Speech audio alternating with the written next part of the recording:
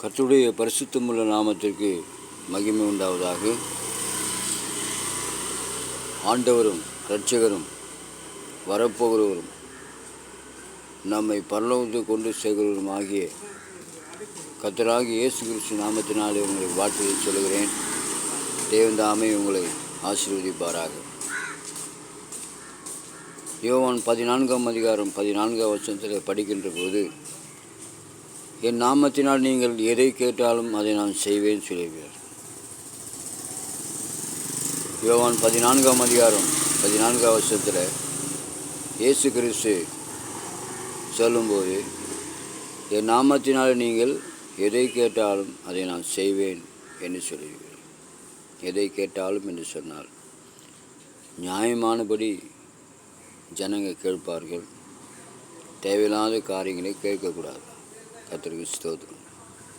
நியாயமானபடி மனுஷனுக்கு அத்தியாவசியமான தேவைகள், மனுஷனுடைய சரியான அத்தியாவசியமான தேவைகள் தான் அவர் சொன்னார். அதுக்காக மக்கள் எது வேணாலும் நம்ம கேட்கலாம் அப்படின்ட்டு கிடையாது. ஆகவே இந்த வருஷத்தை பொறுத்த வரைக்கும் மனுஷனுக்கு தேவையானது வீடு, வாசல், மனைவி, பிள்ளைகள், வேலை வாய்ப்புகள், வருமானங்கள், உலகத்தில் பரிசுத்தமாய் வாழ்வது, இப்படி தான் அது சொல்லப்படுது. கர்த்தருக்கு ஸ்தோத்திரம். ஆகவே இந்த வசனின் பிரகாரம் பார்க்கும்போது தேவனாகிய கர்த்தர் அப்படியாக ஒவ்வொரு மனுஷனையும் அவர் ஆசீர்வதிக்கக்கூடியவராக இருக்கிறார். இதில் இன்னும் முக்கியமான ஒரு காரியம் பார்க்க சொன்னால், வேதத்தில் பார்க்கும்போது அதிகாலை என்னை தேடுகிறவன் என்னை கண்டடைகிறான்னு சொல்லப்படும். அதிகாலையில் இறைவனை, கடவுளை தேடுறது அதிகாலையில் நம்ம தேட வேண்டும். தூக்கத்தை வெறுத்து அதிகாலை தேடும்போது தான் அந்த உலகத்தில் நாம் நிம்மதியாக வாழ முடியும். கர்த்தருக்கு ஸ்தோத்திரம். மோசே இருந்தார். 120 வயசு, 120 ஆண்டுகள் மோசே இந்த உலகத்தில் வாழ்ந்தார், இருந்தார். மனைவி பிள்ளைகளோடு இருந்தார். ஊழியம் செய்தார், வேலைகளை செய்தார், ஊழியம் செய்தார். முதலாவது 40 வருஷம் அவர் அரண்மனையில் இருந்திருக்கிறார். அடுத்து ஒரு 40 ஆண்டுகள் ஒரு ஆடுகளை மேய்த்து கொண்டிருந்திருக்கிறார். மூன்றாவது 40 வருஷம் அவர் இஸ்ரவேல் மக்கள் மத்தியிலே தன் ஊழியத்தை, அதாவது தேவ ஜனங்களை விடுதலை செய்யும்படியாய், தேவ ஜனங்களுக்காக பாடுபடும்படியாய், தேவ ஜனங்கள் மத்தியிலே தேவனோடு இருந்து தேவனுக்காக கிரியை செய்து, தேவன் சொல்கிற பிரகாரம் இருந்து தேவ ஜனங்களுக்காக, இஸ்ரவேல் மக்களுக்காக ஒரு வேலையை செய்து அது ஊழியம் செய்தார் என்ற ஒரு கணக்கு வருது. கர்த்தருக்கு அப்படியே இருந்தார். ஆகவே நாட்கள் பார்க்கும்போது அந்த இந்தியாவில் வாழுகிற கிறிஸ்தவர்கள், தமிழ்நாட்டிலும் கர்த்தருடைய பிள்ளைகளாம் பார்க்கும்போது ஜனங்க இன்னும் அந்த உரிமையோடு கூட ஒரு சரியானபடி அவங்க வாழ்க்கை இன்னும் செய்ய வேண்டும், வாழ வேண்டும். ஏதோ ஒரு அகதிகள் போல தான் இருக்கிறாங்க. கர்த்தருக்கு ஸ்தோத்திரம். இந்த சிறுபான்மை பெரும்பான்மையெல்லாம் சும்மா கதையெல்லாம். இந்தியாவில் பிறந்தவர்கள் தான் எல்லாருமே. கர்த்தருக்கு ஸ்தோத்திரம். அப்படி இருக்குது. ஆகவே அருமையானவர்களே, இந்த அகதிகள் போல நம்ம வாழாதபடி இந்திய மண்ணில், இந்திய தேசத்தில் பிறந்தோம் என்ற நம்முடைய நாடு என்று, நம்முடைய தேசம் என்கிறதான ஒரு மனப்பான்மை, அந்த மனப்பான்மையில் உறுதி, அந்த எண்ணம் வரவே மாட்டேங்குது. ஏதோ ஒரு வெளிநாட்டிலேருந்து இங்கே ஒரு அகதிகளாக தங்கியிருக்கிறது போல் கிறிஸ்தவங்க இருக்கிறாங்க. கர்த்தருக்கு ஸ்தோத்திரம். அப்படிலாம் இருக்கக்கூடாது.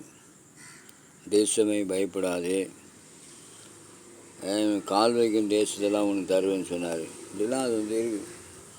நிறைய பார்த்திங்கன்னா கிறிஸ்துவுக்குள்ளே பூலோகத்தை, இந்த உலகத்தை வாழ்கிற ஆசீர்வாதங்கள் உண்டு, பரலோகத்தில் சொல்லுகிற ஒரு ஆசீர்வாதங்கள் உண்டு. ரெண்டுத்தையும் குழப்பம் பண்ணி பரலோகத்தில் ஆசீர்வாதத்தை பூலோகத்தில் வச்சு, பூலோகத்தில் உலக வாழ்க்கையில் ஆசீர்வாதத்தை கொண்டு பரலோகத்துக்கு போகிற காரியங்களை வச்சுக்கிட்டு எப்படி ஜனங்க, கிறிஸ்துவ மக்கள் புரியாமல் இருக்கிறாங்க. இன்னும் நல்லா சொல்லி போகணுன்னு பார்த்தீங்கன்னா ஒரு பைத்தியக்கார மாதிரி தான் இருக்கிறாங்க. கர்த்தருக்கு ஸ்தோத்திரம். உண்மை தான், நான் ஒரு உண்மையை சொல்லுகிறேன். அந்த மாதிரி தான் இருக்கிறாங்க. இதெல்லாம் தெளிவாகணும்.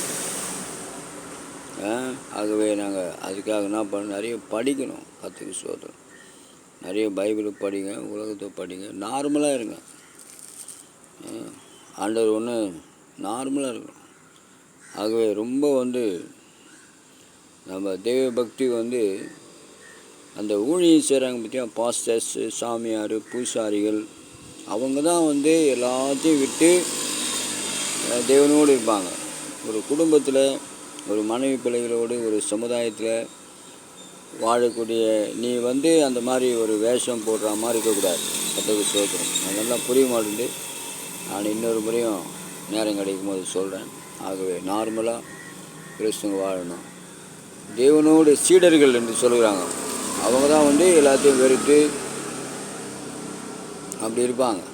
நீங்கள் குடும்பத்தில் இருக்கிறவங்க ஏருக்கு மாறாக இருக்கிறீங்க. அப்போ எங்கேருந்து ஜனங்க நம்ப மாட்டாங்க. கர்த்தருக்கு ஸ்தோத்திரம். ஆகவே எல்லாம் நிறைய சீர்கேடுகள் இருக்குது. இந்த சீர்கேடை மாற்றி விசுவாச மக்கள்னு சொன்னால் விசுவாச மக்கள் மாதிரி ஒரு நார்மலாக இருக்கணும். ஊழியக்காரங்கன்னு சொன்னால் தேவனோடு கூட, அது தேவனோடு இருக்கலாம். கர்த்தருக்கு ஸ்தோத்திரம். கடவுளோடு இருக்கலாம். சாமியார் மாதிரி. கர்த்தருக்கு ஸ்தோத்திரம். அதையே நம்ம பேசுறது. ஆகவே எல்லாம் இருக்குது. வரக்கூடிய காலங்களில் தேவன் தாமே உங்களை ஆசீர்வதிப்பாராக. நன்றி.